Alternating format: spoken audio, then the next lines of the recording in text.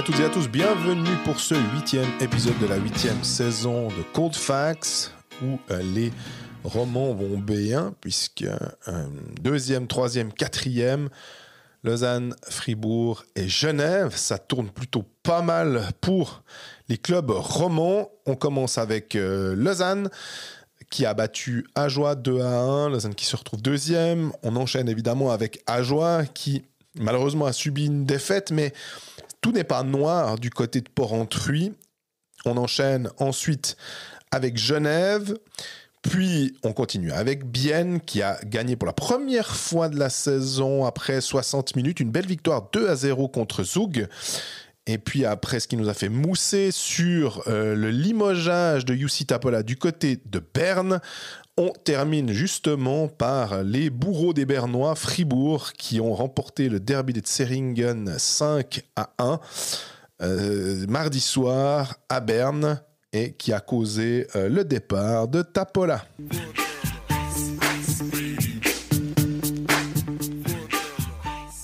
Salut Greg. Salut Jean-Fred, la forme ? La forme et toi ? Ça va bien, merci. Ouais. Le championnat bat son plein, on arrive au 10e match pour quasi toutes les équipes. On peut commencer à avoir 2-3 tendances, à faire un petit bilan. J'ai vu, je sais plus, c'était sur le groupe des Pécalistes, quelqu'un disait « Ah, ils sont déjà en train de faire un bilan après 8 matchs !» Non, pas du tout. Tendance. On voit des tendances, on analyse le début de championnat. En même temps, on revient qu'une fois par semaine. Je trouve que d'une semaine à l'autre, ça permet peut-être de justement voir un petit peu dans quel sens ça va. Et je te propose qu'on commence par Lausanne. Pourquoi Lausanne ? Déjà parce que c'est la meilleure équipe remonte. Et Lausanne joue ce mercredi soir déjà un nouveau match contre Cloton. Donc commençons par Lausanne. Pour ceux qui nous écoutent à 17h, il y aura encore un petit peu de fraîcheur. On va pouvoir parler de ce Ajoie-Lausanne pour commencer. Mais je voulais juste dire, quand tu parlais qu'on revient une fois par semaine et puis les tendances, le meilleur exemple, c'était le 11-0 de Genève où on aurait pu partir dans des théories en disant qu'il fallait limoger tout le monde.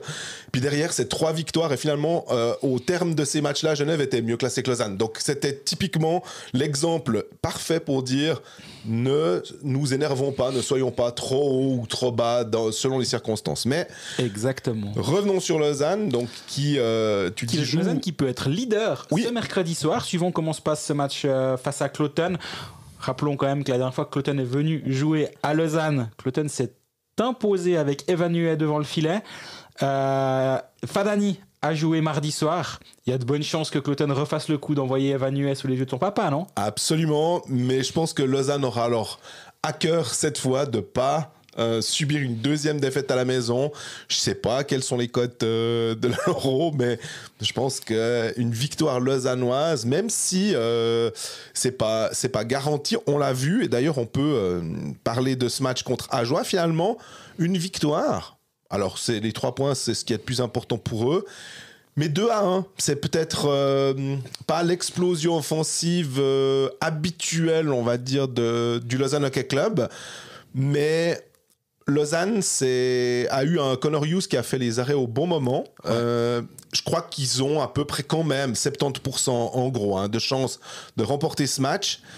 Mais je trouve quand même qu'il y a eu 2-3 situations où tu te dis, comme il y avait qu'un but d'avance pour Lausanne, ils sont pas passés loin que Ajoie récupère quelque chose. Je dis pas aller jusqu'à la victoire, mais peut-être les pousser en prolongation, par exemple.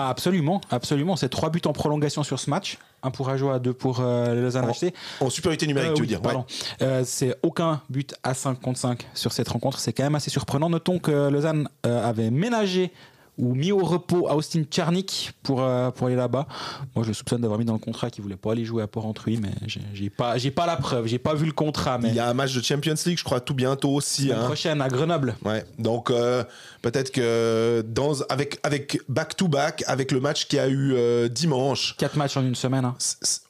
C'est une grosse semaine, donc c'est parfait pour Lausanne de pouvoir justement ménager un joueur de temps en temps. Mais ménager le meilleur compteur du championnat, qui a 15 points en 9 matchs, qui est ultra dominant, Alors, c'est un côté un peu spécial, et évidemment qu'on pense à tous les joueurs de hockey manager qui sont là. Sérieux, il est blessé, qu'est-ce qui se passe? Non, il est surnuméraire. Non, mais sérieux, non. La panique. Kubalik et Tchernik surnuméraire. Je pense que mardi soir, il y a eu deux, trois jurons qui ont dû sortir chez certains managers au moment de faire leur ligne.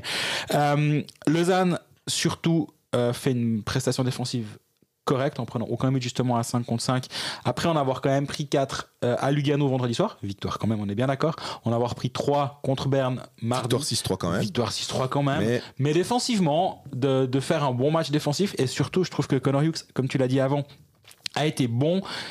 Et c'est pas un luxe, parce que depuis le début de saison, il y avait quand même chaque fois un oui, Lausanne a gagné, mais Connor Hughes n'a pas été terrible. Là, il fait une bonne prestation. Alors, on peut décider que c'était à Ajoie et mettre tous les bémols qu'on veut. Mais à un moment, Ajoie fait un match solide. Ils étaient concentrés. Tu vois la, on en parlera d'Ajoie après, évidemment. Mais tu vois la composition avec la défense d'Ajoie plus Patnaud au but. Tu te dis, ouais, ça va être facile pour Lausanne. Ça l'a pas été. Deuxième but de Kenny Heger. C'est lui qui marque. Beau, hein. Pardon ? Il est beau, hein. Il part alors en toile d'araignée. Là. Alors absolument. Ça part vite. Ça lui fera du bien parce que lui il vit un début de saison assez compliqué. Hein. Ouais, je crois qu'on l'avait mentionné aussi. D'ailleurs, la ligne avec Tsender et Fuchs, je pense que s'il y a un point noir, c'est peut-être beaucoup dire, mais une zone grise pour Lausanne, c'est peut-être cette incapacité à faire fonctionner cette troisième ligne. Après, tu me diras, quand ta première ligne fonctionne très bien, quand ta deuxième ligne, tout d'un coup, peut décider d'un match aussi, mais quand même, ta quatrième ligne est excellente. Mm-hmm. Si ton seul souci, c'est de ne pas avoir 4 lignes qui tournent absolument, c'est encore gérable. Hein. Et la preuve, c'est que Lausanne est deuxième du classement, n'a perdu que 2 fois. Une fois contre Davos, où c'était clair, une fois contre Cloton, où ils se sont un peu amusés. Ils ont eu des circonstances. Ils ont eu un Connor Hughes qui n'était pas génial. Donc, cette équipe-là, elle est conforme, on va dire, à ce qu'on pouvait imaginer. Mais quand même, je suis surpris de voir cette qualité de powerplay. Et je trouve que Nikou... Je sais pas. D'ailleurs, il faudrait que je regarderai parce que je crois qu'on avait une question aussi de quelqu'un, mais c'était typiquement si on les prend pas tout de suite et puis qu'on attend une semaine, Nikou, on va dire ouais, c'est un peu décevant. Et puis là, tout d'un coup, je me dis ok, c'est pas Nikou, c'est pas 3 buts, 12 passes, c'est pas Brännström. Mais est-ce que Nikou est mauvais pour le Lausanne Hockey Club ? Au début de saison, je trouvais qu'il prenait peut-être un peu plus de largesse. Il avait un peu les défauts de ses qualités. Mm-hmm. Mais que quand même, maintenant, ça commence un petit peu à tourner et il fait ses points et surtout, il est relativement stable aussi. C'est peut-être pas aussi flashy qu'un Brännström, mais Nikou, est-ce qu'on se dit, ah là là, Lausanne aurait dû garder Sklenicka et pas prendre Nikou c'est trop facile. Mais c'est trop facile. Exactement. C'est exactement ce que je disais, je pense, la semaine passée ou la semaine d'avant. C'est que Brännström a été signé après Sami Nikou, et au moment où tu signes Sami Nikou, tu dis ce sera mon défenseur numéro 1 offensif qui va tenir le premier powerplay, ce qui fait à merveille à Cloton. Et là il est pas sur le premier powerplay, il est sur le deuxième. C'est quand même ok, hein, le deuxième qui marque d'ailleurs avec le but de Kenny Heger. Mais à un moment, c'est Brännström prend toute la lumière, donc c'est logique que Nikou doit aussi, peut-être lui, c'est aussi une adaptation pour lui de dire je suis peut-être plus la rampe de lancement de l'attaque, je suis peut-être plus sur le premier powerplay, mais il y a quand même moyen de faire un jeu d'aller de l'avant avec Sami Nikou sur la glace. Je l'ai trouvé bon sur ce que... Alors, pour rien te cacher, j'étais sur le plateau de MySports mardi soir. C'est extraordinaire un soir à 7 matchs parce qu'on a tous les écrans. Ouais. Alors après, t'as un petit peu mal à la tête en rentrant le soir, mais du coup, on arrive vraiment bien à se concentrer sur tous les matchs. Quand je suis sur une patinoire, je regarde tout le temps un second match. En l'occurrence, je pense que j'aurais regardé Ajoie-Lausanne, justement, si j'avais été ailleurs qu'à Ajoie, parce que j'avais un collègue sur place. Et donc là, on voit tous les matchs. Après, c'est difficile de faire de l'individuel sur la performance défensive de Sami Nikou. Mais globalement, moi, je l'ai trouvé, sur ce que j'ai vu quand il était sur la glace, j'ai trouvé vraiment bien placé. Et je pense que lui va aller en s'améliorant aussi parce qu'il va mieux comprendre et accepter ce rôle finalement qu'il a avec Brännström sur la glace. Mais c'est les 5 derniers matchs, c'est 5 assists. Puis là, pour l'instant, en 10 matchs, il a 6 assists.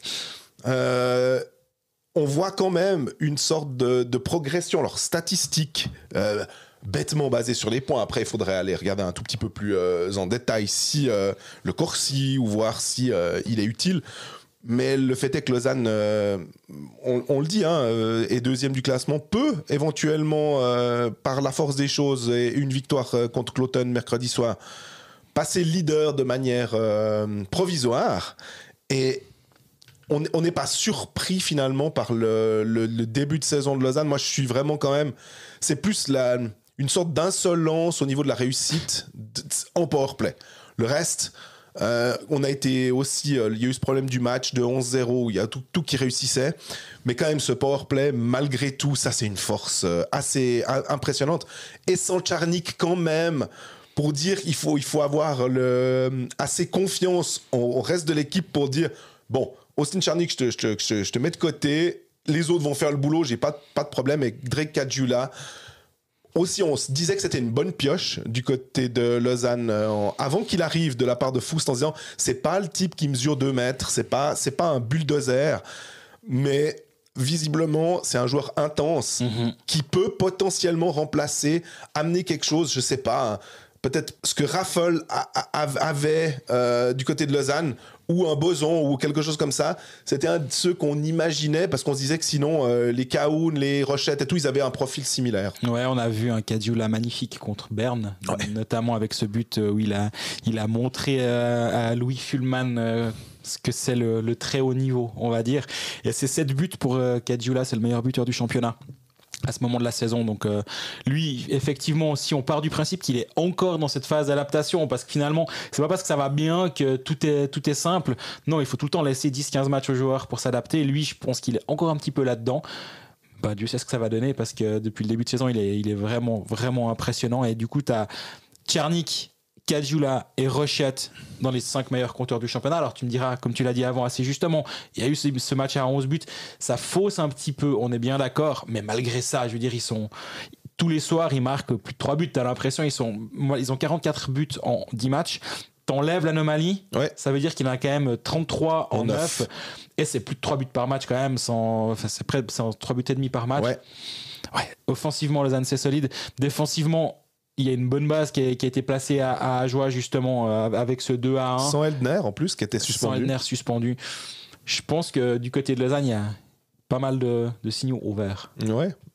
Mais je trouve qu'on aurait pu aussi parler finalement de Bougro. Je parlais de cette 4e ligne et je trouve assez dingue de voir un joueur comme ça. Et je me suis posé la question, est-ce qu'on pourrait assister...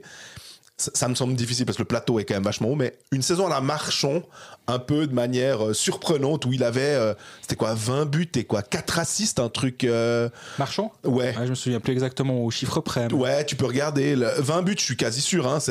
On était tellement surpris. Puis après, c'était là, qu'est-ce que tu signes comme contrat ? Est-ce que tu lui signes un contrat faramineux où justement, tu te bats sur ses 20 goals, puis finalement, non. Non, mais gros, faut être... Faut être réaliste. C'est une anomalie statistique hallucinante qu'il ait déjà 6 buts depuis le début de la saison. Maintenant, ça fait plaisir pour lui parce que c'est justement une jolie... S'il a 20 buts, 11 assists, Marchand. Ah ouais. C'est une anomalie statistique hallucinante. Il a presque autant de buts que de shoots depuis le début de la saison. J'exagère, mais pas tant que ça. Il avait 11 shoots, 5 buts, quelque chose comme ça à un moment de la saison. Ouais, ça va évidemment rentrer dans le rang, mais c'est une jolie histoire parce que Benjamin Bougro, il faut quand même se rendre compte que de par sa stature, tu l'attends pas en National League. Exactement. Exact. Et encore plus, tu l'attends pas sur une 4e ligne où en général on dit il faut des grands bonhommes et puis on met un peu les bourrins en 4e ligne et puis les petits joueurs on les met en première ligne. Et lui, c'est un peu l'exact inverse qui se passe et je trouve assez chouette son histoire et de le voir s'installer là, c'est admirable. Et alors oui, en plus maintenant il y a beaucoup de lumière sur lui parce que justement il a marqué tous ses buts, mais même sans ça, qu'il se soit imposé dans cette équipe de Lausanne avec la profondeur qu'il y a du côté de Lausanne, franchement moi je trouve ça admirable et je trouve que t'as raison de le mettre en avant. Et moi je voulais juste encore parler d'une chose du côté de Lausanne, mais pas vraiment Lausanne. C'est Lawrence Pilot qui marque son premier but avec Rapperswil mardi soir et ça fait hyper plaisir de le revoir sur la glace. Ça fait plaisir de voir ce joueur avoir le sourire après avoir marqué son but parce que il revient de très très loin mine de rien avec sa blessure au pied, tendon d'Achille je pense si je me rappelle bien. Rapperswil je pense que ça doit être un rapport qualité-prix extraordinaire parce qu'au moment où Rapperswil le signe, on se pose quand même la question, et c'est pas parce qu'il a marqué un but que maintenant ça devient un joueur, ça va être facile cette saison pour lui. Il a une année blanche, il a eu un problème au pied. Quelle est la mobilité actuellement ? J'en sais rien. Pour un joueur qui utilisait beaucoup sa mobilité. Exactement. Et au niveau du patinage, est-ce que ça va l'handicaper ? Peut-être. Est-ce qu'il va perdre ? Il a peut-être quelques pourcentages en moins à ce niveau-là. C'est pas impossible, surtout durant ses premiers matchs. Mais de le revoir sur la glace, Rapperswil a pris un pari en disant est-ce que Rapperswil était le seul club qui voulait lui donner un contrat jusqu'en fin de saison ? Peut-être. Est-ce que d'autres, c'est un peu la mode depuis quelques semaines, c'est les contrats d'1 mois ou 2 pour dépanner, pour combler une blessure. Là-bas, Onka et Larsson sont en santé, mais ils ont quand même signé Pilot. Je pense pas que Lausanne était intéressé à signer Pilot justement à long terme. On en parlait avec Nico et Brenström. Au moment, tu peux faire collection de défenseurs offensifs. Donc, il y avait peut-être pas d'option là. Moi, je suis sûr que s'il avait pu, il serait revenu à Lausanne. Ouais. Mais voilà, il est de retour en Suisse et il marque et ça fait vraiment plaisir pour lui. Je me suis demandé d'ailleurs s'il y a un club comme Davos, mais qui va super bien en ce moment. Il n'y a pas grand-chose à dire, mais sans défenseur étranger sur le powerplay, ça aurait pu être une option, peut-être pas tout de suite, mais pourquoi pas plus tard. Avec un Lucas Frick qui fait vraiment, vraiment le job, mais t'as raison, un joueur comme ça, peut-être ça leur manque un petit peu. Hein. Pour on va dire le long shot, pour aller vraiment plus loin, parce que Davos, on peut juste le mentionner plus que je parle, qui est passé pas loin du record. Jan Alston disait ça serait joli d'ajouter, c'était dans une interview à la RTS radio, il disait ça serait une jolie histoire nous on va essayer de gagner ce 10e match pour commencer la saison, et ils sont tombés à Rapperswil. Alors qu'ils étaient menés 3-1, ils sont quand même revenus à 3-3, mais les pénaltys n'ont pas été en faveur. Niffler était impeccable, 5 pénaltys repoussés. Et c'est juste Marlon Graf, je crois, qui a marqué pour Rapperswil. Donc, voilà. Et donc Lausanne, on l'a dit, qui joue dès ce mercredi soir contre Cloton à domicile. Et ensuite, semaine assez chargée. Donc on l'a dit, déjà eu un match, il y en aura 4 au total. Vendredi, déplacement à Zug. Et samedi, la réception de Zurich avant la Ligue des Champions la semaine prochaine. Donc ça enchaîne bien du côté de Lausanne, mais en même temps, avec un rythme pareil, je suis sûr qu'ils sont très contents d'enchaîner, de pas trop s'entraîner, puis d'aller jouer les matchs et de mettre des pétés à certains avec 3-4 buts, des buts en powerplay, ça rigole. Ouais, je pense que les joueurs sont très contents en ce moment.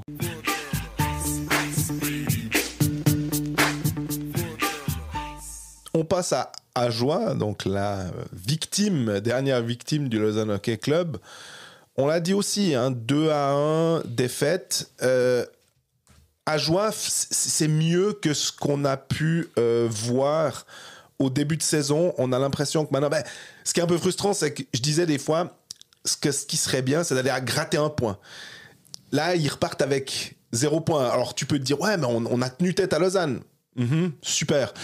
Mais c'est quand même 0 point et le classement, c'est pas le classement des what if ou bien qu'est-ce qui se serait passé, on n'était pas loin. La réalité, c'est que Ajoie est quand même 14e et dernier avec 5 points. Et de retour à la 14e place, parce que Ajoie est monté à la 13e grâce, on va dire, à Ambry. Exactement, d'ailleurs Ambry on a Ambry Lugano-Berne, c'est des aventures en ce moment. Mais c'est quand même, on va dire 0,5 points finalement. 5 points en 10 matchs, c'est insuffisant malgré tout, même si on ne s'attendait pas à ce que Ajoie soit beaucoup plus haut, quoi. Donc, petite breaking news, vu qu'on y est, comme ça vous savez à quelle heure on enregistrait ça. Watson annonce le départ de Jussi Tapola. On se réjouit d'en parler un petit peu plus tard de ça. Alors absolument. Mais revenons à Ajoie, mais je me devais de passer cette information à mon voisin.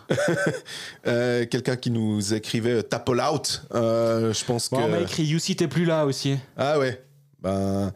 Effectivement, c'est un peu la breaking news. Mais Ajoie, qui d'ailleurs avait battu Berne 4-0 tout récemment. Peut-être que le derby de Zeringen, plus encore une défaite contre Ajoie, c'est assez rédhibitoire, mais Ajoie n'a pas su capitaliser. C'est vraiment frustrant pour eux. Et ils avaient une équipe, tu le disais en ouverture, ils étaient courts en défense. J'avais l'impression d'avoir une équipe NHL avec 6 défenseurs. Tu te dis, il n'y a pas de 7e qui vient comme ça. Ils n'ont même pas pu mettre un junior, et je comprends totalement. Disons que je pense que ce n'est pas la meilleure des solutions au cas où de mettre un junior. En plus, ce n'est pas des élites A. De l'envoyer comme ça et ils se sont fait prêter Gaël Christ. Est-ce qu'ils auraient dû avoir un autre prêt éventuellement pour avoir 7 gaillards ou un gars de Swiss League? Mais la Swiss League jouait aussi, il y avait 4 matchs. Exact. Donc j'imaginais par exemple un Cédric Eschbach qui avait été assez bon en play-off plutôt lors du barrage. Mais c'est frustrant parce qu'ils ont aussi des blessures. Pilet qui est out, ils en avaient déjà Thierry, ils ont fait... Pilet s'est fait mal, je pense, contre Fribourg vendredi soir. Je l'ai vu avec un sac de glace sur le genou après le match. Et il allait en salle de force.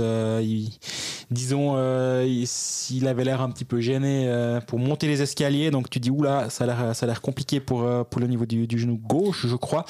Derrière, il y a cette défaite au tir au but à Bienne. Donc Ajoie passe pas loin. Donc moi j'arrive pas à me dire que tout est noir, on va dire, dans cette saison, dans cette semaine. Oui. Bien au contraire. Justement, un point gratté à Bienne, tu aurais pu espérer un poil mieux. Après, vendredi contre Fribourg, franchement, Fribourg a fait le job assez rapidement. Il y a vite eu 2-0. Le 3e de Biasca à la 23e, ça a presque plié le match. Et en même temps, malgré ça, premier but de Berthoud en National League sur le powerplay. Et moi, j'aime bien, c'est que justement, maintenant, il y a 2 powerplays à Porrentruy. Oui. Ce qui n'a pas été le cas depuis qu'Ajoie est monté en National League. Il y avait tout le temps un vrai powerplay, et puis le reste, c'était un peu, bon, bah les gars, il y a une 36 de jouer, il reste 24 secondes. Allez essayer de faire quelque chose. Mais là, maintenant, il y a des moments où le deuxième powerplay envoyé sur la glace en premier, avec Berthoud à la pointe, avec Robin, Sopa, Motet, ça devient, et Jérémy Vick, ça devient crédible, on va dire, comme deuxième powerplay. Et c'est aussi là où, justement, quand j'entends les critiques ou les remarques un peu narquoises sur l'HCH, qu'ils n'ont rien à faire là, etc. Mais justement, t'as quand même... C'est un processus, j'ai l'impression de parler comme un directeur sportif, c'est un processus qui prend du temps, et d'arriver là et justement d'avoir de temps en temps une bonne pioche, ça demande de la patience, et ils en ont du côté d'Ajoie jusqu'à présent de la patience. Et s'il y a de temps en temps un petit fruit qui tombe, justement Berthoud qui commence à gentiment se faire sa place, c'est juste dommage que Nussbaumer, on en a pas parlé la semaine passée, mais qui a signé à Langnau pour la saison prochaine. On est dans un monde on est dans un monde où Arnaud Nussbaumer signe presque une année à l'avance dans un club, quitte à Ajoie pour Langnau près d'une année à l'avance. C'est pour dire l'état du marché quand même. Le dernier qui a fait ce move pour aller à Langnau, c'est Dario Rohrbach. Je vois où tu veux en venir.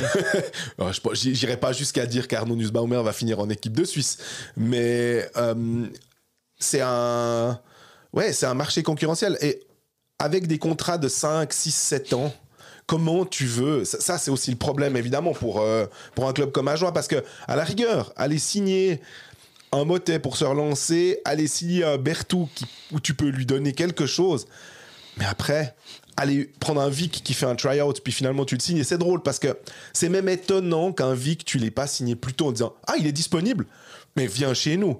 Ouais, mais est-ce que lui voulait? Est-ce que lui espérait autre chose? Et qu'à un moment, et je suis pas en train de dire que c'était Ajoie ou rien, mais est-ce que lui se disait, bon, ben, je vais voir un peu mes options, puis on va attendre la fin du championnat, la fin du camp d'entraînement, on va dire, puis voir s'il y a peut-être une blessure quelque part, un gros club qui se dit, ben, un Jérémy qui pourrait m'intéresser. Là, ben, Ajoie a sauté sur l'occasion en fin de... fin d'été, et pour l'instant c'est une très bonne pioche. Il a 5 points, il a 3 buts, le marqueur suisse. Alors, ça devrait être les statistiques idéalement de Kylian Motet. Un demi-point par match, il y a déjà 3 buts, effectivement. Ouais. Mais, ma foi, peu importe si c'est pas lui, mais que c'est un autre. Hein, c'est ce qu'on aurait attendu d'un Pedretti aussi. C'est ce qu'on pouvait espérer, pourquoi pas, d'un Louis Robin qui est plus jeune. Mais vu qu'il a cette expérience, là, le but contre Lausanne, il est très, très joli. Il a sa canne sur la glace, le puck arrive, il le décale simplement entre les jambières de Hughes. Je trouve vraiment...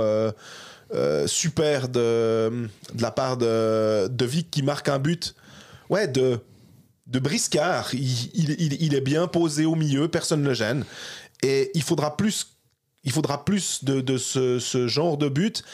Il faudra aussi à un moment quand même que Turkulainen revienne, parce que là, avec Nettinen qui arrive quand même à... Nettinen, c'est compliqué, hein. C'est plus compliqué. Il avait été quand même pas mal au début, mais on attend aussi plus, malheureusement. C'est chiant parce que on va de nouveau pas jeter l'opprobre sur les étrangers, mais dire, dans un club comme Ajoie, dans un club comme Langnau, dans ces clubs-là, si les étrangers marchent, il y a de bonnes chances que tu puisses régater pendant 60 minutes. Sinon, c'est compliqué. C'est malheureux et Ajoie on est quand même encore là malgré justement la présence de Jérémy Vick. Et si Kylian Motet ne marque pas davantage, à un moment, t'es tributaire de tes étrangers. C'est malheureux. Et par contre, au rayon des bonnes nouvelles, il y a eu le doublé de Jonathan Hazen samedi à Bienne. Donc là aussi, il a eu un peu de retard à l'allumage en raison d'une blessure durant l'été. Mais c'est déjà à 5 points, c'est 3 buts en seulement 6 matchs. Donc il fait de nouveau le job cette saison, Jonathan Hazen, et ça fait plaisir parce que l'année passée, il a eu une saison compliquée avec seulement 26 points en 41 matchs. Là, il part sur une meilleure base. Il a déjà 3 buts, il n'en avait que 9 la saison dernière. Donc Hazen il a encore une année de contrat avec option pour l'année suivante. Donc ça va être intéressant de voir ce que fait Ajoie parce que tu as quand même un joueur qui est habitué à être là, qui se plaît bien du côté de Porrentruy. Donc son cas va être intéressant. Le prochain match d'Ajoie, de nouveau, c'est un match qui est, on va dire, à portée d'une équipe qui fait 2-1, qui perd que 2-1 contre Lausanne, mais c'est à Langnau. Donc je pense que si c'était Ajoie-Langnau, je me dirais que pourquoi pas. Là, on le parlera peut-être pendant les paris sportifs aussi, mais évidemment, c'est jouable pour une équipe d'Ajoie qui est solide, parce que les Tigers sont quand même une équipe qui peut quand même passer à côté, même s'ils sont plus forts à domicile. Et puis après, samedi, c'est la réception de Zug. Un Zug qui nous étonne un peu. Ils ont aussi pas mal de blessés, mais c'est pas du même niveau que Ajoie quand même. Disons que eux, ils ont quand même. T'as Sam Guerra qui revient, qui vient comme pigiste. Puis t'as quand même Slenitska, t'as quand même des gars ici. C'est quand même assez. C'est plus solide aussi. Et la suite après. On a un match contre Ambry, mais là on est déjà le 10. Donc la suite c'est Langnau et puis Zug à la maison.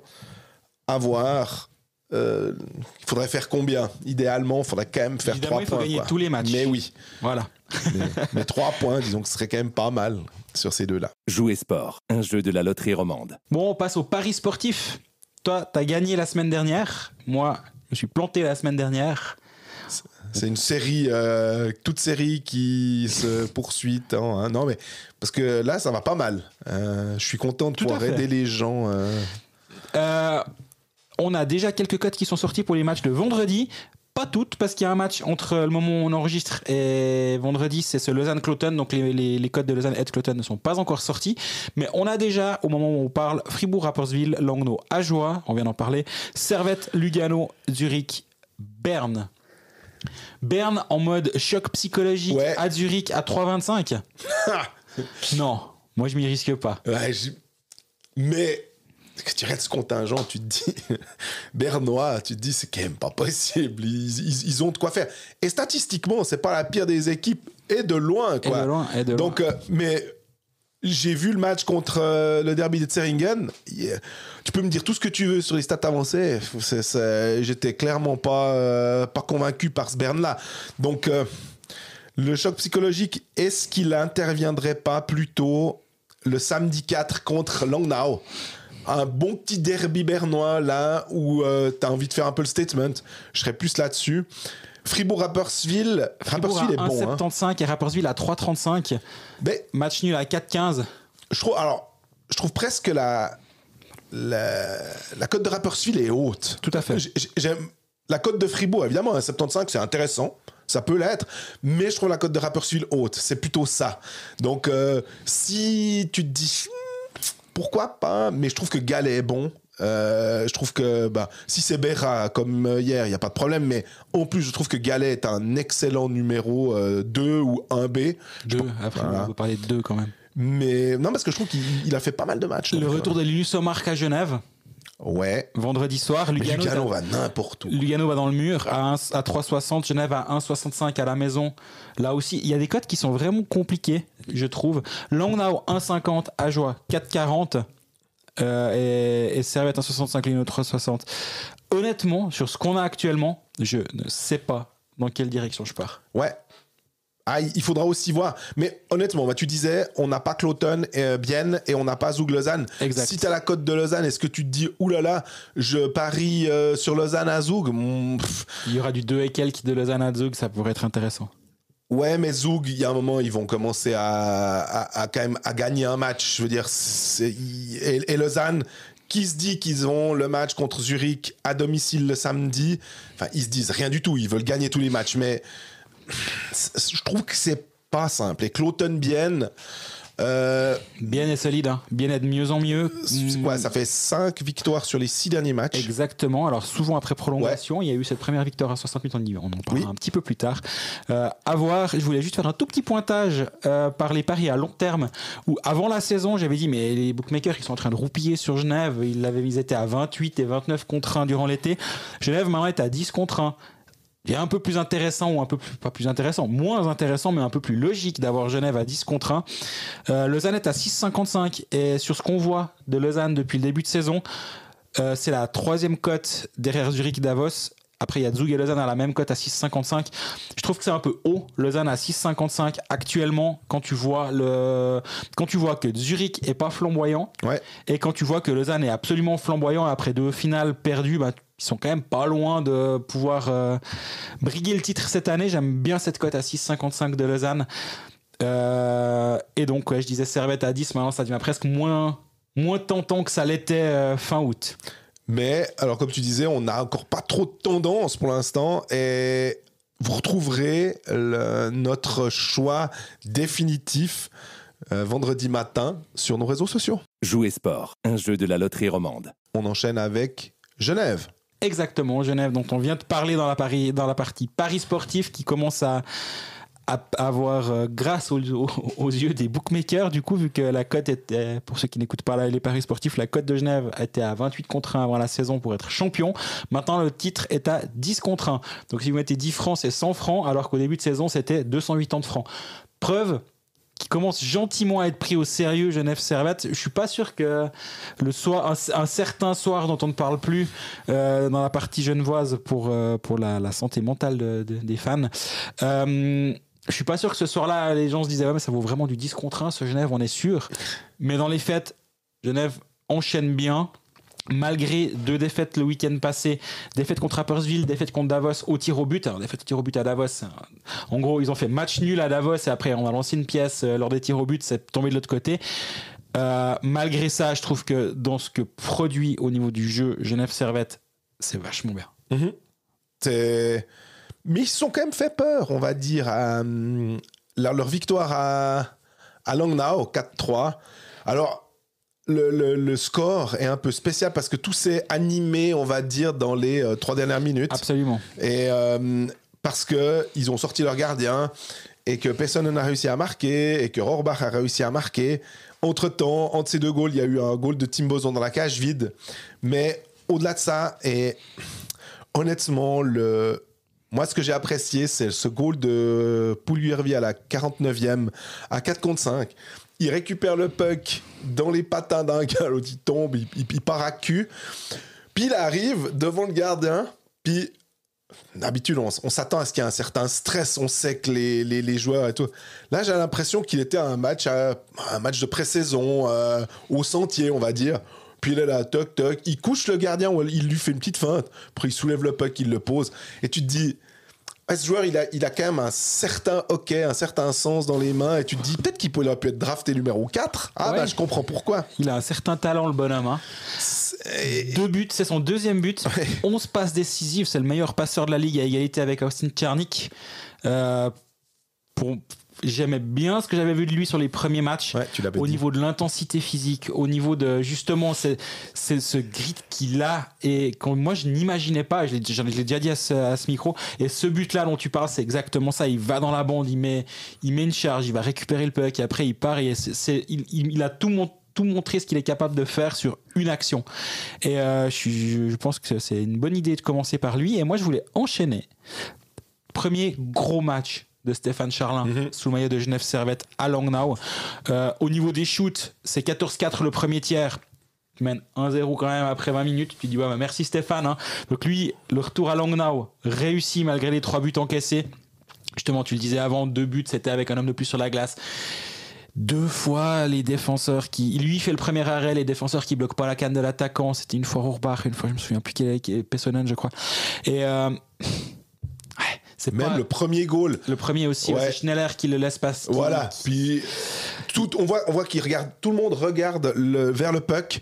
Puis finalement, même, il y a Baltisberger qui tire. Rappelle-moi qui a marqué ce premier but. Le premier, c'est Barhoffner. Ouais, Barhoffner, exactement. En fait, ça lui tombe dessus. Il peut pas rater parce que ça lui vient dessus. Et parce que la canne n'est pas bloquée. Ouais. Donc voilà, mes premiers gros matchs de Stéphane Charlin. 40 shoots, 37 arrêts. Il a été bon, il a été solide. Et je pense que ça va lui faire aussi pas mal de bien. Parce que depuis le début de saison, il était un peu... balbutiant.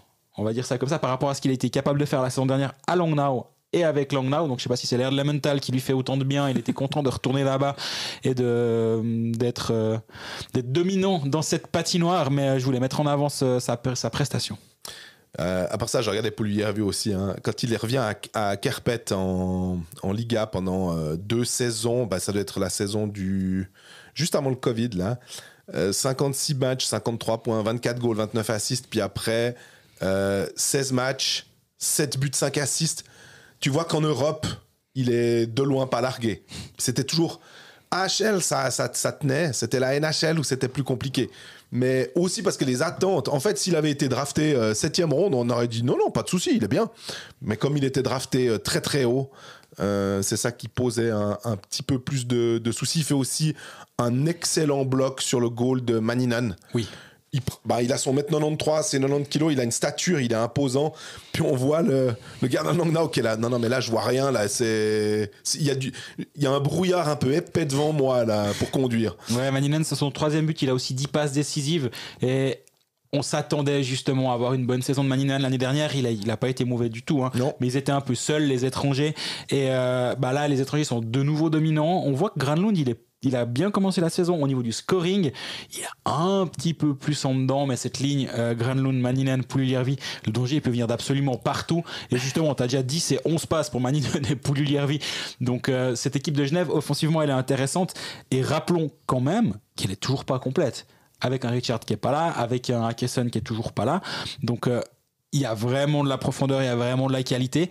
Et comme je disais, si tu t'arrêtes juste sur le bilan comptable de la semaine, c'est 4 points en 3 matchs depuis le dernier épisode de Colfax avec Rapperswil, Davos et Langnau. C'est pas flamboyant, mais je pense qu'il y a vraiment plus sous la lame que ce qu'on a bien pu voir. Mais il y a un truc, c'est que plutôt décevant, simplement par les noms qui sont sur la ligne, hein, mais Rod Praplan, Ignatavicius, match compliqué contre Langnau.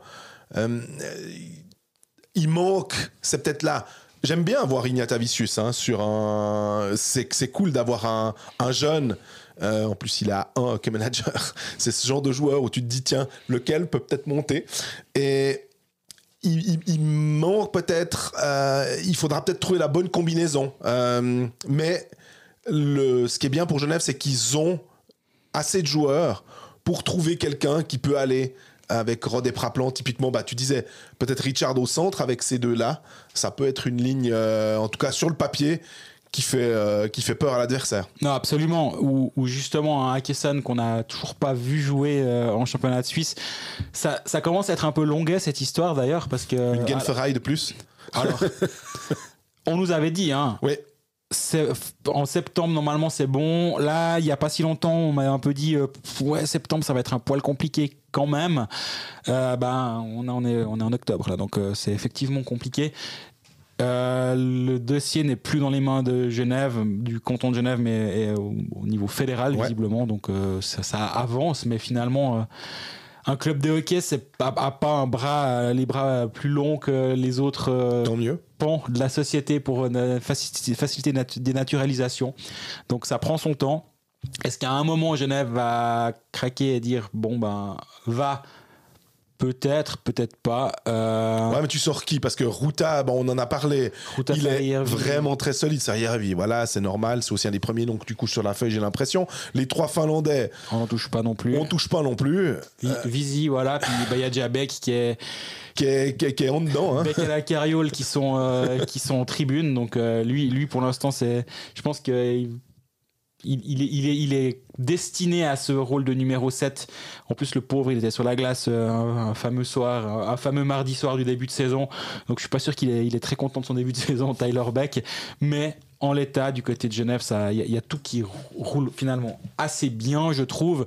Et avec 20 points, si tu regardes le classement, il y a cette coupure après Zurich. Oui. Il y a 7 équipes entre 26 et 17 points. Après, il y a un écart de 5 points avec Cloten, Bienne, Langnau derrière, Berne et Lugano. Et finalement, t'as presque l'impression que le train est en train de partir et c'est pas un hasard, je pense, si Berne réagit déjà maintenant en virant son coach, parce que il y a urgence. C'est assez impressionnant. J'ai l'impression qu'on n'a pas l'habitude d'avoir un classement aussi marqué. On a vraiment l'impression qu'il y a 2 championnats entre les 7 premiers et les 7 derniers. Finalement, qu'il y a une vraie barre entre... alors, ce qui est bien, c'est que ça fera une bataille, en tout cas pour la 6e place, si ça reste en l'état. Et qu'il y aura certainement une bataille pour les 10-11. Ça, je me fais pas trop de soucis non plus, mais... Je trouve qu'il y a vraiment un gros écart. On n'était pas habitué à ça parce qu'on a un championnat qui était tellement homogène. Absolument. Avec tout le monde qui peut battre tout le monde. De voir ça, c'est assez étonnant. Et la suite du calendrier pour Genève, c'est un match à domicile, tu disais, Linus Omark. C'est la réception de Linus Omark à Genève vendredi soir. Je serai pas présent. Je ne suis pas à Genève vendredi et au moment où j'ai fait mon calendrier, mes différents rendez-vous pour des sujets. Tu savais pas. Marc n'était pas à Lugano, donc mais ça t'embête quand même un peu. Hein. Ah, c'est horrible. Et puis après dimanche 14h, est-ce que c'est un match des pluches Oh non, moi j'y suis, alors pas les pluches. Hein. Bien. J'ai déjà réussi à éviter celui des pluches dimanche, là, le Lausanne-Berne. Non. Moi je ne veux pas les peluches. Parce que des matchs à 14h dimanche, il me semble que ça peut être. C'est plus tard. Les clubs veulent faire des bonnes actions en décembre. Ouais, Foutez-nous la paix avec ces pluches. Parce que... Oui, je sais, je suis un aigri avec ça. On me l'a déjà reproché, mais c'est pas grave. Parce que le dimanche 12, Genève-Lausanne, les pluches, ça serait qu'un peu. D'habitude, tu prends. Là, d'ailleurs, c'était étonnant de prendre Berne pour un. Je trouve que c'était d'habitude, c'est toujours Ajoie, Claude, les ours sans pluche. Moi, je trouve ça super. C'est très très bon. C'est juste. Donc, pour revenir au calendrier de Genève, on disait il y a ce retour de Linus Omark à Lugano, et puis après, dimanche, un match à Bienne, et après, c'est trop loin. Donc, ça fait 2 matchs là qui sont contre des équipes qui sont derrière Genève. Ça doit être aussi moyen de faire quelques points. Ouais, Genève qui était justement deuxième avant ce week-end, raté sur le plan comptable avec un seul point, mais avec qui était deuxième, donc toujours dans la bonne partie. On rappelle quand même toujours d'où revient Genève cette saison, c'est-à-dire de 2 saisons sans play-off. Donc là, les objectifs ne doivent pas changer. C'est peut-être qu'il y a eu 2-3 bons matchs pour commencer la saison. Genève est exactement là où moi je l'imaginais. Ouais. Top 5, moi j'imaginais même 3, je crois, dans les pronostics d'avant-saison. Donc, il faut encore monter un tout petit peu pour que j'ai l'air pas trop stupide. Mais bon, il y a encore Rapperswil, il va falloir un peu que ça se calme aussi, cette histoire. Mais ça, c'est les fameux débuts de saison à la Rapperswil. On verra si pour une fois ça tient. Mais donc, Genève est au contact, est dans ce premier wagon, justement, du top 7 actuel.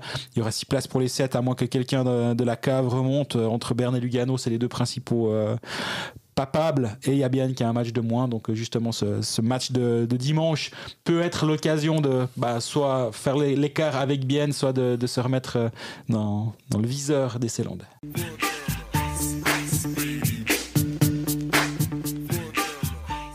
Qu'est-ce qu'il est fort en transition, puisqu'on a décidé de parler de Bienne, justement, qui a fêté sa première victoire après 60 minutes.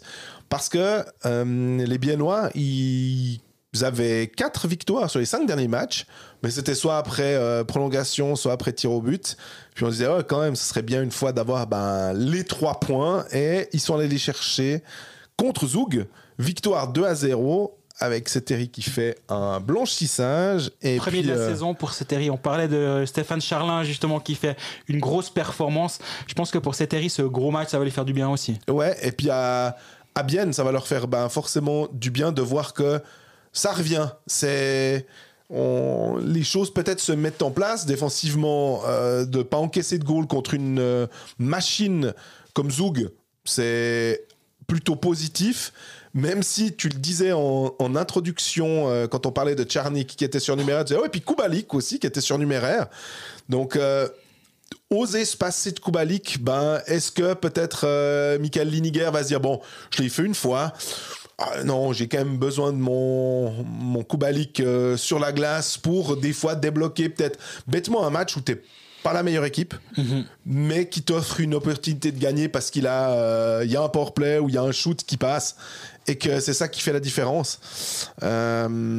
C'est en tout cas très positif pour Bienne d'avoir réussi ça. C'est Fabio Hofer, je crois que c'était la semaine passée où je m'étais permis de critiquer un peu la production offensive. Ouais, puis j'ai pas l'impression que tu avais été très sévère. Disons, il était pas franchement à son avantage, le pauvre. Hein. On l'attendait aussi, on disait qu'il faudrait que Lias Andersson, Silvegaard, tous les étrangers, c'est bien, Rayala et tout, mais t'attends une production offensive des Suisses. Il y a un truc que j'ai beaucoup aimé sur le match d'hier, c'est le but justement de Hofer, mais c'est plus la construction. Et Gaëtan Haas qui entre en zone, qui protège son puck, qui tourne autour de la cage, qui le remet. Il aurait voulu sans doute avoir une passe plus clean. Là, elle tape, elle est un peu freinée, et puis Hofer n'a entre guillemets plus que la pousser dedans. Mais j'ai vraiment aimé cette construction de jeu. Et Philander on aurait pu se poser la question aussi, est-ce que vraiment Philander est l'homme de la situation après certains matchs, hein? Et visiblement, c'est pas ça qui pose problème du côté de Bienne, ça va assez bien. Et puis Grossman aussi, alors, après son 1000e match de National League, de le voir marquer, c'était un défenseur qui avait un flair offensif, mais qu'il avait un peu, de la même manière que Yannick Weber, il l'avait un peu mis de côté. Mais tu sens quand même que de temps en temps, par certaines touches, ça revient. Il avait adapté son jeu pour être moins à risque, je suppose aussi, en se disant que peut-être il n'a plus la vitesse nécessaire pour compenser. Là, ça faisait juste plaisir. Et puis, tu n'as pas manqué de rappeler l'effet pécaliste, on va dire. Cher à notre ami Roland qui, dans le groupe des consultants des pécalistes, à chaque fois qu'un joueur passe sur le plateau et met un point derrière ou fait quelque chose, patine ou... Mais c'est assez drôle quand même quand c'est juste... Il parle de l'effet pécaliste, effectivement. Donc, pourtant, Fabio Hofer, par exemple, n'est pas venu au pécaliste. Mais... D'ailleurs, je ne suis pas sûr qu'il soit très intéressant en français, Fabio Hofer. Très intéressant au passage comme joueur. Mais ça fait partie de ces joueurs à qui on a peu l'occasion de parler parce que quand tu vas à Bienne, tu as plutôt envie de parler aux francophones. Et pour ceux qui n'ont pas vu l'interview de Gaëtan Haas après le match gagné, justement, contre Zug, en fait, il est tellement bon à l'interview. Et que c'est un plaisir de l'avoir, et il est franc, il est... Ouais, moi j'aime vraiment beaucoup Gaëtan Haas, et de le voir de retour, de le voir avoir du succès, justement d'être offensivement impliqué, de voir que les jambes sont en train de revenir, c'est vraiment vraiment chouette. Au passage, en parlant de retour, alors l'absence était moins longue, mais Laxonen qui joue près de 25 minutes dans ce match contre Zug. 25 minutes, Bienne n'a pas eu de minute de powerplay d'ailleurs, hein, donc 25 minutes toutes, 24-53, toutes à 5 contre 5 apporte 2 secondes, donc il est rentré sur la glace à la fin d'un boxplay. Laxonen, il est vraiment vraiment solide. Moi j'aime bien ce joueur, et il a gagné la course, on va dire, avec Linus Ulström, j'ai l'impression. Il est en train de la gagner, en tout cas. Ulström était surnuméraire mardi soir contre Zug.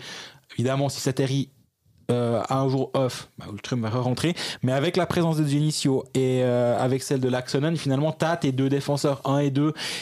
Il n'y a pas besoin d'un Linus Ulström si tu peux avoir un étranger ailleurs sur la glace. Genesio, il a eu son petit quart d'heure de glace. Une équipe de Bienne avec justement 25 minutes pour Laxonen, mais derrière c'est Zrid à 20-27. Après il y a tout le monde qui est entre 15 et 17, ou presque. Donc le partage chrétien des temps de glace du côté de Bienne se passe très bien. Tu penses que, à part ça, je pense à Linus Ulström comme ça, alors c'est peut-être un peu, je vais pas dire polémique pour comment dire, faire comme notre ami Klaus Saug, mais tu te rappelles quand c'était Ville Poca, en tout cas Poca, ça je me rappelle, ouais. J'ai juste le prénom. Il était passé de Bienne à Berne, hein, et je me dis, est-ce qu'un Linus Ulström, vu que Berne va pas bien, est-ce qu'il y aurait un moyen? Ils ont déjà 3 défenseurs étrangers à Berne, ils vont pas faire collection. Ils ont déjà là, alors on en parlera après de Berne, justement, dans ce qui nous a fait mousser d'ailleurs, spoiler. Ils jouent déjà avec un gardien étranger et 3 défenseurs étrangers. Yakovenko, il est tout à fait OK à Berne, même s'il n'est pas tout le temps sur la glace. Eman Aktel est OK, Lindholm est bon. Non, je ne vois pas un monde dans lequel ça se passerait comme ça. Par contre, tu parlais avant de Davos. On sait que Davos et Bienne, c'est deux clubs qui travaillent de temps en temps ensemble. Ouais. C'est eu arrivé. Est-ce que Davos dit, mais nous, le Ulström, on a bien envie de l'avoir chez nous parce que ça pourrait être l'élément qui nous permet de peut-être passer un palier, pourquoi pas. Mais en même temps, pour l'instant, il est à Bienne. Quand il joue, il est encore en période d'adaptation. Lui aussi, on doit lui laisser encore un petit peu de temps, mais c'est vrai qu'au moment de la signature, et tu regardes bêtement la page Elite Prospect, tu t'attends à ce que Ulström soit meilleur que Laxalainen. Et moi, je pense, dès l'été, je le dis, parce qu'on me le dit, c'est pas moi, hein, là, je me tire aucun crédit, mais en allant à l'entraînement, cause avec une ou deux personnes, un joueur par-ci, un GM par-là, un scout, Laxalainen, il est vraiment, vraiment fort. Et c'est vrai que depuis qu'il est sur la glace, moi, je suis vraiment... convaincu par ce joueur. Ça me fait penser d'ailleurs, j'aurais peut-être pu te le mentionner dans la partie lausannoise, mais je pense à ces joueurs, c'est parce que on se dit est-ce qu'on les signe ou pas, s'ils ont signé un contrat 1 an, option, etc. Et un Kajula, par exemple, quand Berne se fait piquer Tcharnik parce qu'ils traînent un peu trop, est-ce que tu penses que déjà il y a des joueurs là maintenant qui sont intéressés, qui ont déjà les autres clubs suisses qui se disent « Ouh, mais lui, dis donc, on voulait quand même juste le voir. » Je pense à Max Lindroth à Kloten, par exemple. Je pense à Kajula à Lausanne, à Splund. Je ne sais pas quels sont les contrats, mais les étrangers, c'est des fois un tout petit peu plus simple. Même s'il leur reste 1 ou 2 ans, tu sais comment ça peut aller. Donc... est-ce que tu imagines qu'il y a déjà des joueurs qui peuvent être intéressants pour d'autres clubs et qui sont déjà un peu courtisés ? Moi, je pense, ouais, ça va tellement... Quand tu as un joueur, on a vu Tcherny qui a signé finalement assez tôt à Lausanne alors qu'il était dans sa première année à Berne. Donc finalement, j'aime pas le terme mercenaire comme des fois on utilise à la place d'étranger. Dans nos textes, on met mercenaire. Oui. Et c'est un joueur... Ouais, il monte un sens. Ouais, c'est ça. C'est un joueur qui m'avait dit une fois, qui m'a dit, mais quand vous écrivez le mot mercenaire, c'est quand même, c'est violent. Ça veut vraiment dire que le gars, il vient juste là gratter de l'argent. Et puis, et en un sens, c'est quand même pas tout à fait faux. Disons que l'attachement au maillot d'un joueur étranger qui débarque en Suisse est un tout petit peu différent d'un joueur suisse qui joue en Suisse. Et lui, Michael Joly, il joue à Lugano. S'il faut aller jouer à Ambry l'année d'après, il va aller jouer à Ambry parce que ça a aucune valeur pour lui. Je dis pas que sur le moment ça n'en a pas, mais il y a aucun historique. Donc moi je pense qu'effectivement si un étranger change de crèmerie d'une année sur l'autre, ça serait pas tout à fait surprenant. Et pour un GM d'engager un étranger qui est déjà établi en Suisse, c'est quand même pas perdu. La suite du programme biennois. On l'a juste... je pense qu'on l'a évoqué parce que... Oui, on l'a évoqué dans les paris sportifs. Match à Kloten. Là, pour Bienne, s'il y a une petite... s'il faut continuer, on le disait, 4... ça faisait quoi sur les 6 derniers matchs, c'est 5 victoires. Mm-hmm. Ils sont dans un trend positif. Absolument. Moi, les voir aller gagner à Kloten, c'est possible. J'ai l'impression que c'est... pas un match 50-50, mais c'est pas aussi simple que ça. C'est pas, parce que Kloten, quand même, avec eux, ils ont ce Poika qui marche bien, qui est une bonne pioche. Ouais. Ils ont quand même des joueurs suisses qui vont pas mal. Les gardiens, tu disais, Fadani ou US. Ils font les deux des bons matchs. Des bons matchs, mais... Fadani fait une belle semaine la semaine dernière. Mais ça reste quand même que c'est plus fragile. On va dire qu'on peut moins s'appuyer sur des choses... solide du côté de Kloten, j'ai l'impression. Donc Bienne serait inspiré d'aller faire quelque chose. Et puis dimanche, la réception de Genève, tu dis que tu y seras aussi. Ouais. Je serai à Bienne dimanche après-midi. Moi, si Bienne fait le même match que contre Zug, je vois pas pourquoi il pourrait pas aussi embêter Genève. Mais ça passe par des étrangers qui marchent bien et des Suisses aussi qui marchent bien, une défense solide, comme on l'a vu contre Zug en fait.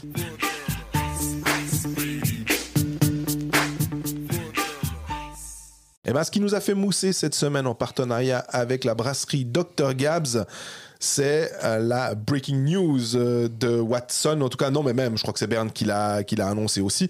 Le départ de le limogeage de Jussi Tapola, le coach. On n'est pas franchement surpris. On parlera de Fribourg après. Mais le 4-0 encaissé l'autre jour contre Ajoie, et puis là le derby de Tseringen qui a sonné le glas pour l'entraîneur finlandais. Ouais, Berne qui fait un début de saison poussif en termes de résultats. Il y a eu une défaite 4-0 à Porrentruy contre le HC Ajoie plus tôt dans la saison la semaine dernière.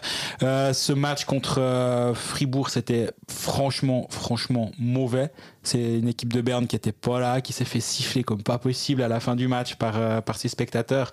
Et à raison, tu peux 15 000 spectateurs, à peine plus, hein, ouais, pour un derby de Tseringen. Exactement, alors que les visiteurs, le parkage était complètement plein. Donc il y a pas mal de spectateurs qui sont en train de déserter la Postfinance Arena et on peut pas leur donner tort. Je disais sur le plateau de MySports avant le match qu'à Berne on doit gagner, mais on doit gagner avec la manière. Là ils ont perdu et ils ont perdu avec la manière, et à un moment il fallait faire quelque chose. Berne, il faut se rendre compte que c'est censé être une des adresses les plus attractives de Suisse, avec justement un public fidèle, avec des moyens financiers importants. Berne a courtisé à peu près tout le monde sur le marché depuis bientôt 3 mois. Il n'y a personne à part Dario Robart qui a signé là-bas, donc c'est la preuve. Les Ken Jäger, les Dominique Egli, Sandro Eschliman, tous ces gens-là, ils veulent pas aller à Berne. Pourquoi ? Je pense qu'il y a un petit peu de Jussi Tapola, justement. Parce qu'un joueur, quand il veut signer quelque part, la première question qu'il pose, ça va être qui mon coach ? Et mon rôle, mais... Et quel sera mon rôle avec ce coach-là ?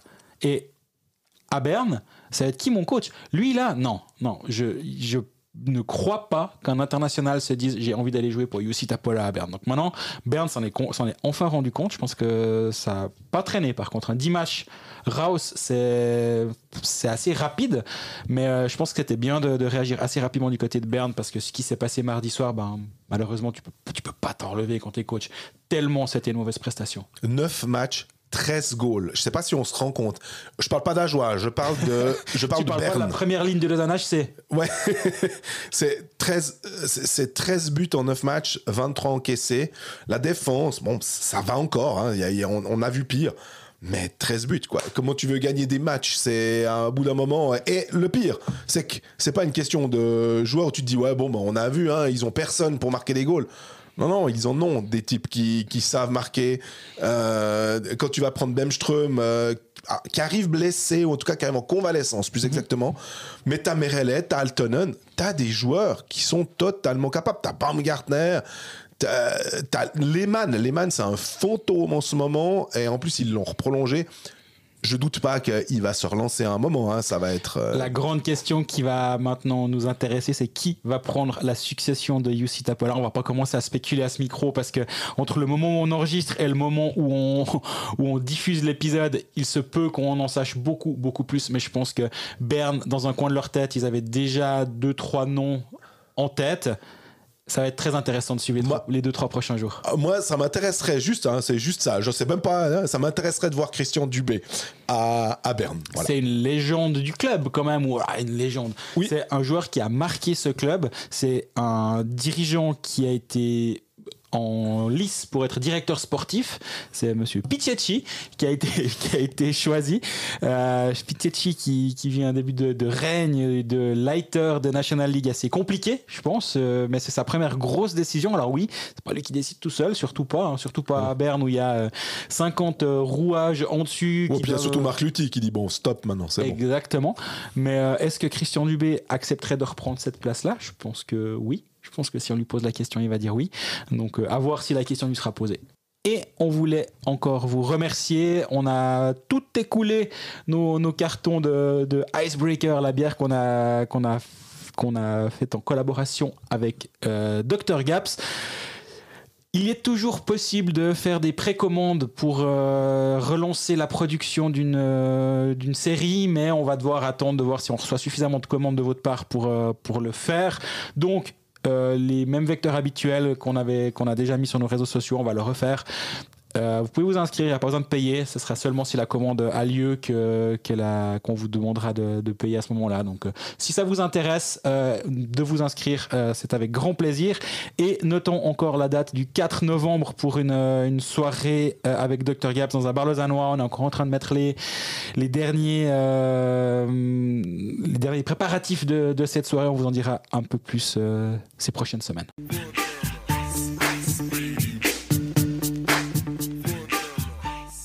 On peut terminer cet épisode de Cold Facts avec Fribourg-Gotteron. Ça s'enchaîne assez bien puisqu'on vient de parler de Berne et de Tapola. Le Fribourg qui a remporté ce derby de Zeringen, en fait, est-ce qu'on peut dire que c'était un derby de Zeringen ? C'était un match entre Fribourg et Berne. Et une lavée de la part de Fribourg sur Berne.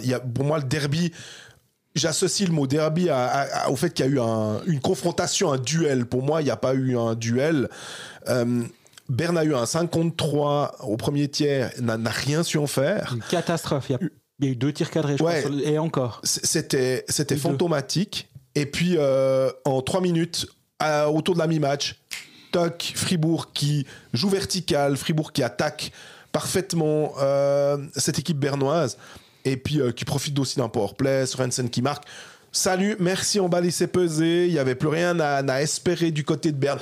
Malgré ce goal, on va dire le 1-3, mais tu avais même l'impression que c'était pas du tout, il n'y avait pas cette flamme. Tu disais dans la patinoire, il se faisait siffler, il n'y avait que 15 000 personnes. Tu sentais que l'ambiance était lourde en fait. Soit Berne arrivait dans ce match-là tout de suite à récupérer une partie de son public qui était déjà un peu agacé. Mais là, en fait, ils étaient tellement agacés, ils ont dit ouais, c'est bon, on se tire, on ne veut plus les voir. Et c'est assez impressionnant de voir ça quand on sait l'aura de Berne, l'aura du SCB dans la ville de Berne et sur le championnat de Suisse. Moi, de voir ça, c'était... mais Fribourg, alors, a joué son rôle, même pas de poil à gratter, mais a joué son rôle parfaitement. On sent que le système va assez bien. On n'a pas Wallmark, pas facile. On met Lundgren. Ça change pas grand-chose. Lundgren a... Attention, pris cette Fribourg place, a joué avec 6 étrangers. Ouais. Pour la première fois de la saison, on ne peut plus dire que Fribourg n'a jamais joué à 6 étrangers. Alors, il avait fallu en chercher un 7e pour arriver à 6, parce que Lucas Wallmark, on peut en parler, parce que depuis le dernier épisode, ça s'est passé vendredi soir du côté de Porrentruy. Je faisais la blague lorsque les micros étaient éteints sur le plateau de MySports, mais la seule bonne chose qu'a fait Jérémy Gerber quand il a été mis avec les 2 Suédois sur 3-4 matchs, c'est de mettre le puck au visage enfin pas la bonne chose, la seule chose qu'il a faite, c'est de foutre le puck au visage de Wallmark en déviant un tir à Joulot. C'est malheureux, ça s'est mal passé. Gerber en première ligne, on ne comprenait pas et on n'a toujours pas compris, et visiblement on a été remis 13e attaquant. Je pense qu'à un moment, quand un Edlund qui commence à se faire les dents en Swiss League, est-ce qu'il devrait pas monter? Et justement, si c'est pour mettre Jérémy Gerber à l'aile de Sorensen et Wallmark, autant aller chercher Edlund, qui est un jeune joueur qui doit encore apprendre, qui doit encore progresser, qui doit encore s'endurcir, mais il aurait un vrai rôle sur une première ligne, parce que c'est exactement ce qu'il a comme jeu. Il apporterait ce flair offensif Gerber, il a pas de flair. Et donc voilà, Wallmark blessé, une communication de nouveau un peu bancale. Samedi, on nous dit une semaine. Mardi, on nous dit en tout cas 2. Alors vivement vendredi pour qu'on nous dise fin de saison entre 4 et 6 quoi. J'ai pas trop compris, mais bref, ça c'est un peu un détail. Mais du coup, Lundgren qui a débarqué mardi pour le match parce que Turgovie était off, mais il repart à Turgovie. Donc dès vendredi, il sera pas à disposition de Roger Renberg, à moins qu'il y ait un changement d'ici là, c'est pas impossible. Avant le match, Gert Sennheiser me disait au micro de MySports que oui, on regarde, on sonde le marché, on est toujours à l'affût. Moi, j'ai l'impression qu'il n'y a pas si longtemps, il disait pas ça. Il disait que pour l'instant, on part à 6 et il n'y a pas de raison de changer. Mais, et ça, je l'ai dit la semaine passée, ça devient le moment quand même. Et s'il signe un gros étranger maintenant qui sort d'un camp, exactement. Ouais. NHL. Gotteron a fait ses points, on pourrait à la fin tirer le bilan en disant il a été patient, il a fait les points malgré le fait qu'il n'y avait que 6 étrangers sous contrat, et derrière t'engages un joueur dominant, là on pourra juste dire les critiques ou les doutes là autour, en fait le plan de garde était très clair, il s'y est tenu. Maintenant est-ce que c'est ce qui va se passer, j'en sais rien. On va voir un tout petit truc où moi je me réjouis de voir comment ça va évoluer, c'est est-ce que la blessure de Wallmark pourrait pas en un sens être le détonateur pour mettre Borgström avec Sorensen, comme ça a été le cas justement à Berne, et avec Lundgren au milieu. Quand Wallmark revient, est-ce que tu restes avec cette ligne-là? Tu fais Sorensen, Wallmark, Borgström. Alors oui, l'idée de base, c'était pas ça. L'idée de base, c'était d'avoir 3 lignes plus efficaces offensivement en mettant Borgström avec Delarose notamment. Mais finalement, est-ce que pour faire marcher ta première ligne, parce que Sorensen n'a que 2 buts Il a 10 passes décisives, mais il a que 2 buts. Le deuxième était en powerplay d'ailleurs contre Berne mardi soir. Mais offensivement, le scoring c'est un peu plus compliqué. Est-ce qu'un Borgström qui vit aussi un début de saison un peu difficile, mais il a été blessé, il a été malade, il faut encore lui laisser encore un petit peu de temps, je pense, pour pouvoir vraiment bien le juger. Mais est-ce que ça pourrait pas être le détonateur de créer cette ligne au retour de Lucas Wallmark? Ouais, mais le truc, c'est que tu te prives de quelque chose sur ta troisième ligne. En fait, visiblement, ce qui est déjà fantastique pour Fribourg, c'est... Et j'aime bien le fait d'avoir vu cette ligne en pré-saison, de se dire « Ah, intéressant !» Je parle bien évidemment de la ligne des Suisses. Berchi, Biasca, Schmidt, on se réjouissait. On se disait « Tiens, Biasca, un jeune à potentiel. » Et un jeune, il n'a pas 18 ans. C'est un jeune qui... à Zug avait moyen d'eux, en fait, et il avait prouvé, il avait même fait de l'équipe nationale. Donc, on est sur du solide, hein, Biasca, mais Fribourg qui arrive à shipper un gars à Zug qui pourrait, à terme, remplacer des Künzle, des gars comme ça, des Herzog, finalement, même s'ils ne sont pas si vieux que ça, mais préparer l'avenir. Là, Johnson et Biasca, pour l'instant, on disait coup de maître, en tout cas ça nous semblait être vraiment bien. Ce qu'on voit après 10 matchs de Roger Rönnberg, de son système, c'est plutôt positif. On a l'impression qu'il sait faire jouer Christophe Berchi aussi. Absolument. Christophe Berchi, il a toujours ses limites, hein, mais ça peut être un joueur dominant. On le voit avec l'équipe de Suisse en plus, où il n'est pas forcément la star, il y en a d'autres, mais il est utile. Et il garde peut-être un tout petit peu trop son puck, on sait, mais sinon, il est vraiment utile. Et là, il a ce tir, finalement, il est droitier. Sur le powerplay aussi, moi, cette ligne avec Schmidt et Biasca, elle plaît bien. Moi, ce que j'aime bien dans cette éclosion, on va dire, de Jönsson et la confirmation de ce qu'avait fait Biasca lors de sa première saison à Zug, c'est qu'en fait, je pense qu'au moment de les courtiser, que ce soit Gerd Senezern ou Roger Rönnberg, parce que les deux ont participé à ces engagements, des promesses leur ont été faites. C'est une évidence. Voilà mon rôle, le rôle que je te donne. Jönsson, et ça on l'avait dit très tôt, hein, l'idée c'était de le faire jouer avec Patrick Nemeth. Ouais. Qu'est-ce qui se passe? Il joue avec Patrick Nemeth, il commence à avoir du deuxième powerplay maintenant. Jönsson, il joue avec Radgib sur le deuxième powerplay. Aussi parce que Wallmark est plus là, ça libère une place sur le premier powerplay. Il y a un joueur qui doit monter, donc il y a une place qui se libère sur le deuxième. Mais Jönsson commence à avoir du powerplay. Biasca, ok, on te fait venir, mais tu auras un vrai rôle chez nous. Hop, bim. Ligne 100% suisse avec Berchi et Schmidt. T'as tes deux meilleurs attaquants suisses ou tes deux attaquants suisses les plus prolifiques. Et ils mettent Attilio Biasca avec. Il fait un superbe début de saison. Donc là aussi, dans le recrutement pour un Gerd Senezern, il peut aller vers d'autres jeunes puis dire ok, toi t'es aux portes de l'équipe nationale, viens chez nous parce que justement on te fait une promesse, mais la promesse, regarde, on les tient. Parce que Biasca, on lui a promis ça, on lui a donné ça. Jönsson, on lui a donné ça. Donc c'est intéressant aussi, je pense, pour la suite, de voir ce qui se passe avec ces deux jeunes joueurs. Honnêtement, l'engagement de Kapla, je crois que tu étais assez positif en disant de ce que tu entendais. Parce que c'est toujours la même chose quand on a des joueurs qui viennent de Suède ou de Finlande. Il faut se baser, d'une part, un petit peu sur les stats, puis d'autre part sur ce que quels sont les échos qui nous viennent de là. On disait que c'était pas mal. Et ce qui rend en fait assez impressionnant du côté de Fribourg, la blessure d'Andrea Glauser, qui est out quand même pour 2 mois. Ouais. On se disait, est-ce que Fribourg va avoir assez de profondeur? C'était ça qui était testé finalement. Nemeth était malade aussi au début. Oui. Nemeth vient, très gros match contre Berne. 4 minutes de box-play.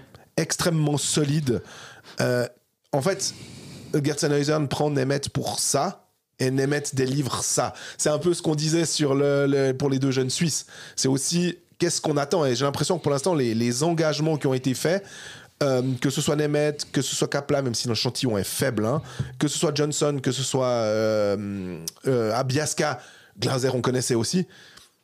On imaginait que c'était bien. On voit que c'est bien. Ouais. Il manque... Le puzzle est pour moi est quand même pas complet. J'aime beaucoup Gallet aussi au goal. Je trouve que on se posait la question, est-ce qu'avec le départ de Berra pour Cloton la saison prochaine, c'est ce qu'on disait pour Jäger, finalement, tu te dis, c'est pas « Oh, c'est bon, maintenant t'as signé, je vais pas te faire jouer ». Non. Mais par contre, de se dire, si je dois peut-être un match, je dis, est-ce qu'on met X ou Y, suivant quels sont le nombre de points, je peux mettre un Gallet parce que Gallet, c'est mon futur. Ou pas, hein, il est en fin de contrat à Fribourg. Alors, effectivement, mais Ça va être intéressant aussi. parce il y avait Elijah Neuenschwander et Ludo Weber qui doit revenir aussi. Neuenschwander qui est le jeune, Weber qui doit revenir de Cloton.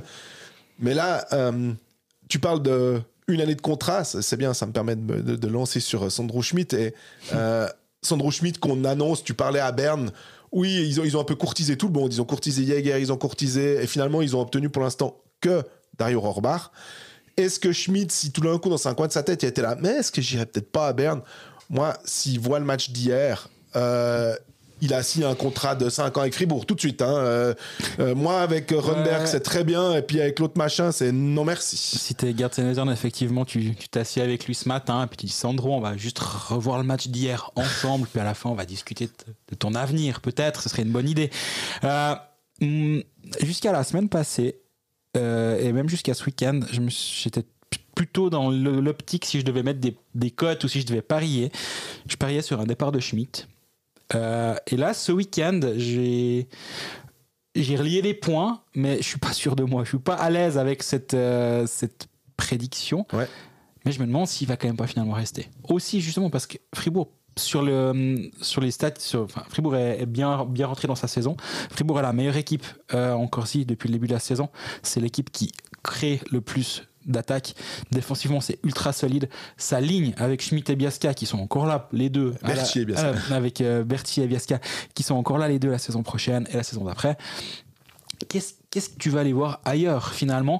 Par contre, et au moment où il re-signe une année, on dit il parie sur lui-même. Là, il a parié sur lui-même puis il va passer une sacrée cote. Hein. Ouais. Il a mis un gros montant sur une grosse cote et il va passer son pari. Chapeau. Sandro Schmidt, parce que là il a plus d'1 point par match depuis le début de saison. Il est bon, il a le casque de top scorer. Déjà, pour enlever le casque de top scorer de la tronche à Sørensen, faut y aller. Ouais. Je pense qu'il s'y accroche. Et il le mérite parce qu'il est offensivement bon, mais défensivement il est solide. Honnêtement, on parle beaucoup de Berne, mais n'importe quel club de National League doit avoir envie d'avoir un Sandro Schmidt dans son équipe. Et par contre, si Fribourg le perd et si Fribourg venait à le perdre, sur le marché, il n'y a rien d'autre. Hein. Non. À ce niveau-là, parce que tu nous diras Tyler Moy, mais ça n'a rien à voir. Manix Landry. Mais là aussi, t'imagines. Ouais. Alors, rien contre Manix Landry, mais c'est quand même un downgrade assez immense de passer d'un Sandro Schmidt à un Manix Landry et un Tyler Moy qui est plutôt un joueur qui peut jouer au centre, certes, mais qui est un ailier très offensif, qui est moins impliqué plus âgé aussi. Et qui est plus âgé. Ah Schmidt, ça reste encore un joueur qui a de l'upside sur les 2-3 prochaines années. Et si tu le signes maintenant 5 ou 6 ans, tu le signes pour tout son prime, on va dire. Moi, si on dit, où est-ce que tu pourrais le voir si je suis Sandro Schmidt et que je me dis, ok, mon but, outre le fait de jouer de manière intéressante avec un coach que j'aime bien, etc., c'est aussi l'opportunité de gagner quelque chose. Je croyais que tu n'allais parler de NHL, tu vois. Non, alors parce quand même pas. En vrai... la qualité défensive qu'il est capable d'avoir et justement cette capacité à jouer sur une 3 ou une 4e ligne, oui. Et s'il le faut monter dans l'alignement et jouer sur une ligne plus offensive, cet aspect couteau suisse qu'il a typiquement par rapport à un Tyler Moy, il est beaucoup plus complet et pourrait beaucoup plus intéresser de l'autre côté de l'Atlantique sur ce qu'il est en train de faire depuis une année complète. Ouais. Maintenant. Je pense que alors faudra peut-être voir aussi, c'est clair que les Jeux Olympiques pour certains joueurs suisses, il n'y en aura pas beaucoup de joueurs hors NHL, il y en aura une dizaine. Peut-être il y a 10 joueurs suisses en NHL. Hein, donc pour le roster, ça fera une quinzaine de joueurs suisses, mais ceux qui vont vraiment jouer, il y en aura une dizaine. Il faut qu'il y ait l'âge, il faut qu'il y ait le truc, il faudra que les planètes s'alignent pour Bien eux. Sûr. Moi, je pensais plutôt, je me dis, tu vas où? Honnêtement, c'est même s'il est bilingue parfaitement, s'il se tourne vers Zurich et Zug, puis qu'il se dit, ouais, quand même... à la place d'un Senteller, peut-être comme centre, à la place à Zurich. On voit même Zurich qui pourtant... prolongé. Hein. Senteller a prolongé, ah ouais, je me rappelais plus, mais Zurich peut trouver une place pour un gars comme ça. Ouais, Zurich vient de faire son engagement suisse avec Simon Knack. Alors tu me diras si les deux veulent venir à Zurich va les engager les deux. Mais là justement, tu te dis, bon... Knack, il est ailier. C'est sûr. Mais tu te dis, à la place d'un Sandro Schmidt, tu te dis, ouais, mais est-ce que vraiment il y a une place dans l'alignement où je pourrais... continuer mon développement, et je pense vraiment que dans un coin de la tête il a la NHL. Ouais. Et ce qui est bien, hein, j'aime beaucoup cette mentalité si c'est le cas. Si c'est l'idée, il va vouloir aussi, on parlait du coach avant, il va vouloir un coach qui peut être la rampe de lancement pour l'amener en NHL. Et est-ce que c'est Roger Rundberg? peut-être. Marco Bayer, quand même, hein, pas nul. Ouais, mais tu vois, typiquement, je pense à un Lausanne HC qui a perdu Kanyegger. Ouais. T'as un staff NHL. T'as Jeff Ward derrière la bande. T'as Cookson. T'as même Emerton et Huey qui sont des joueurs de NHL, qui ont joué en NHL. Tout l'écosystème NHL est en place. Si tu veux aller plus loin, c'est une option. Après, l'attaque de Lausanne est hyper complète et c'est difficile de lui trouver une place où il va pouvoir avoir un rôle très en vue. Là, il joue on va dire deuxième ligne à Fribourg actuellement. Pour sa troisième ligne avec Delarose, c'est la troisième. Et faire mieux que ça, mais même, hein. À part lui donner la première ligne à Fribourg, enfin, je veux dire, s'il veut jouer première ligne, à ce moment-là, il va dans un club moins fort. Exact. S'il a envie d'avoir un palmarès aussi, et qui vise un peu à... pour moi, c'est les clubs, on les a cités. Finalement, c'est les favoris. Ça pourrait même être Genève, admettons, mais Ray Pelton, hein, je sais pas. Mais tu peux jouer avec des Finlandais qui ont joué en NHL, enfin, en tout cas, qui sont de super joueurs. Je pense que la saga Sandro Schmidt, elle est quand même gentiment en train de se terminer. À mon avis, d'ici pas trop longtemps, on va voir où il en est. Je voulais juste mettre 2 joueurs en avant. Tu l'as déjà dit avant, mais une statistique en avant, c'est Ludwig Jönsson. C'est 9 matchs, 6 points. 1 but, 5 passes décisives. On a vu cette passe pour Julien Sprunger qui était bien sentie, on va dire. Et Yannick Radgeb, 10 matchs, 7 passes décisives. Je trouve que Radgeb, d'où il vient la saison dernière et où il est maintenant, la progression entre le début, ses premiers matchs avec Fribourg-Gotteron sous Patrick Aymon, la fin de saison, c'était déjà un sacré pas vers l'avant. Avec Larsenberger, en play-off, il était incroyable. Il était excellent. Et là, il continue exactement sur la même lancée. Et je trouve que ces 2 défenseurs suisse de tout premier plan, et justement quand tu peux compter sur ces deux-là, ça fait oublier le fait que Andrea Glauser n'est pas là, mais jusqu'à présent Fribourg c'est 10 matchs, 22 buts encaissés. Défensivement ça tient vraiment le choc. Il y a juste une soirée à Lausanne qui était un peu compliquée défensivement, mais c'était assez tôt dans la saison et je pense que ça a bien aidé Roger Runberg pour mettre 2-3 choses en place derrière. La suite, c'est un week-end assez chargé pour Fribourg, avec 2 matchs en 2 jours. La réception de Rapperswil, pas hyper simple, parce que Rapperswil fait un début de saison vraiment plus que correct, qui nous surprend aussi un petit peu. On pensait, il me semble pas, quand on avait nos prédictions d'avant-saison, qu'on les verrait aussi haut. Et puis après, c'est un déplacement. Alors, ça va être un beau match, là, un déplacement à Davos. Et j'y serai à celui-là. Je vais à Davos samedi soir et retour à Bienne avec un match à 14h, tu vas devoir un peu... Si tu dors, tu vas faire un petit bout de route quand même. Parce que je m'arrangerai. Parce que c'est pas évident. Et puis après, Fribourg qui joue encore un match tout seul un jeudi soir, le 9 octobre, contre Cloton. Donc, pas mal de matchs pour Fribourg en ce moment.